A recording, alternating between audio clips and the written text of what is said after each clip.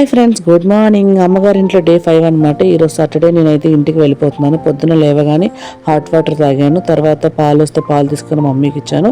ఇంక mummy coffee చేసి తీసుకొచ్చారు. కాఫీ తాగేస్తాను. ఇంక ఇవాళ సాటర్డే కాబట్టి అంతా వెజ్ కర్రీసే.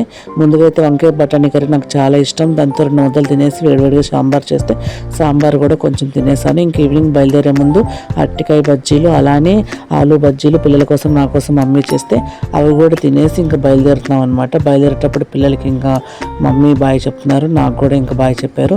సో మేము వచ్చేటప్పుడు అయితే ఒకటే బ్యాగ్తో వచ్చాము బట్టలు తీసుకొని. వెళ్ళేటప్పుడు ఇప్పుడు అన్ని పిండి వంటలు, అలానే కొన్ని బట్టలు అన్నీ కలిపి కొండి బ్యాగ్ ముందు చూసారా, మొత్తం హ్యాండిల్ కూడా తిరగట్లే, అంత లగేజ్ అయితే అయిపోయింది.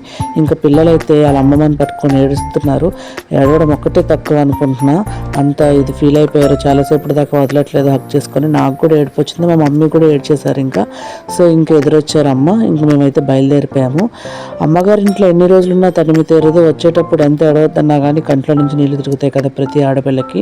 ఇన్ని రోజులు కూర్చున్న కాడ నుంచి లేవకుండా నాకు అంతా వచ్చేది ఫుడ్. ఇప్పుడు మాత్రం నా ఇంటికి వెళ్ళి నేనే చేసుకోవాలి. ఫైనల్గా అయితే ఇంటికి వచ్చేసాను. ఇటువంటి లగేజ్ కూడా లోపల పెట్టేసాను మెల్లగా. 2nd ఫ్లోర్ కదా, పైకి వచ్చేసి మొత్తం లగేజ్ పెట్టేశాను. ఇంకా అమ్మ ఇచ్చినవన్నీ ఓపెన్ చేశాను.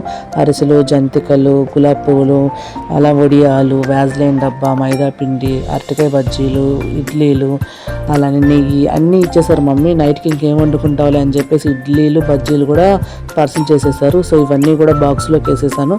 ఫైనల్గా అయితే నిద్రపోవాలి. ఓకేనా, బాయ్ బాయ్. సబ్స్క్రైబ్ చేసుకోండి ఫ్రెండ్స్.